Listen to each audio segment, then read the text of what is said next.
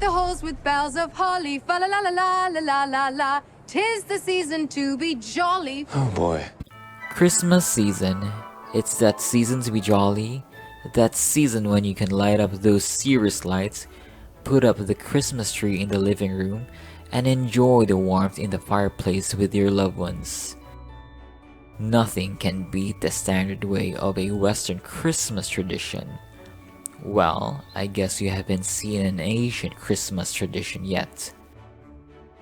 Not just Asian, but also a tropical Christmas season, the Filipino Christmas, where you don't just see Christmas lights, but also adorable star-shaped lanterns called parol. That season, people don't just stay at home in their living rooms, but go to late-night masses in churches. And where Mariah Carey is not number one during this time, but someone who established Christmas songs in the country years before All I Want for Christmas Is You was even released. This season is the most beloved season for most Filipinos.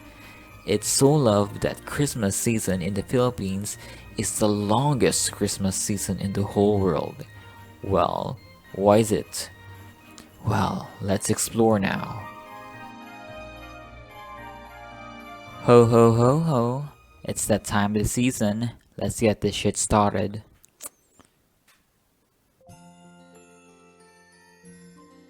Well, hi, good morning, good afternoon, good evening, or good night if you're about to sleep. Hi, my name is Phil, and welcome to a special edition of Freaky Filipino Friday with Phil.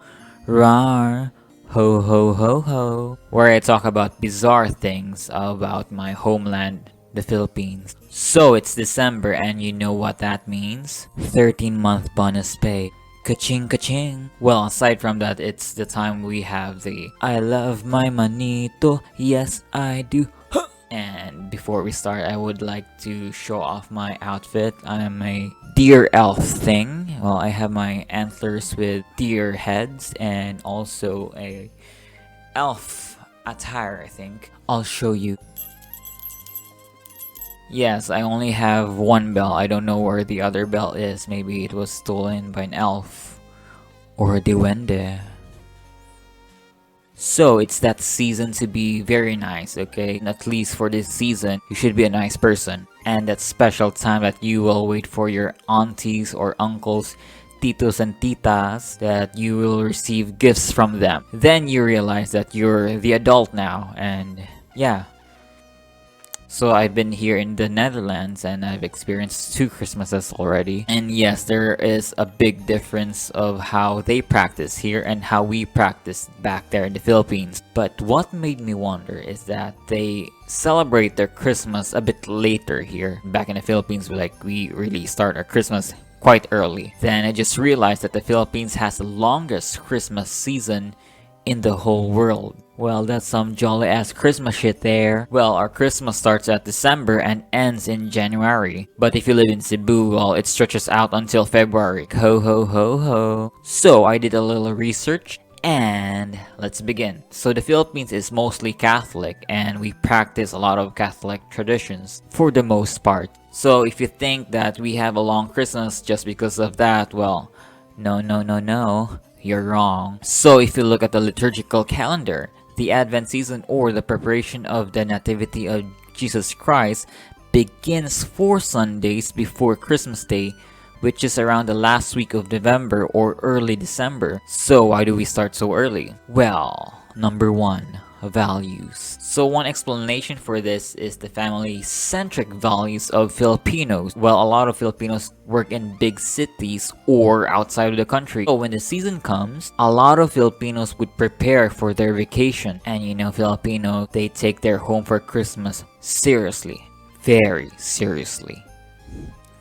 Even before Christmas, like a lot of Filipinos would send balikbayans to their families. But visiting Philippines is a bit tricky nowadays. Well, it's possible, but it's quite, as of the moment because we still have the pandemic. And because of this, the long Christmas gives Filipinos enough time to prepare. And this sets up the Christmas mood. So people are kind of a bit excited. So let's go further. Number 2, Countdown. Well, according to Brother Sorita, who is a sociologist, study of sociology. Yes, I'm smart. A simple explanation for this is that we Filipinos have this psychological framework to count down the days of big celebrations. Well, I found this to be absurd. Then I realized, Ilang araw na lang, bear na naman. At dito sa atin sa Pilipinas, isa lang ang ibig sabihin niyan.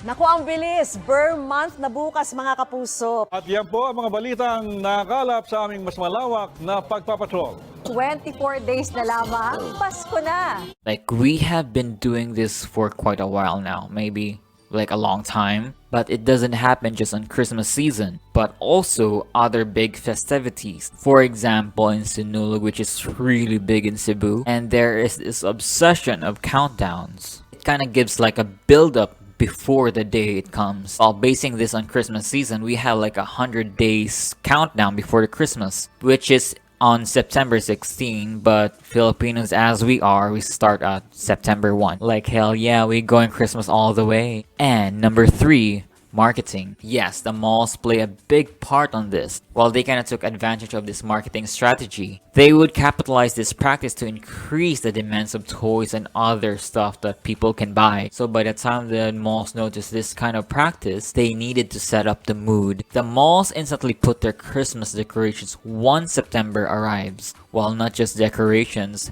nay. Oh my god, it fell off.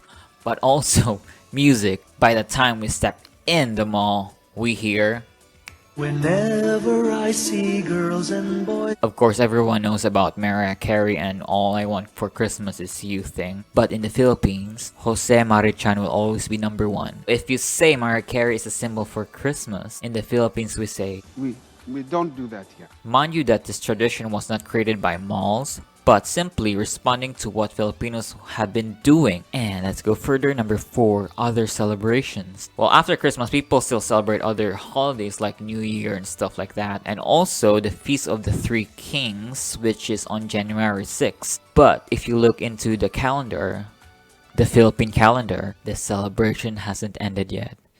It's just the beginning.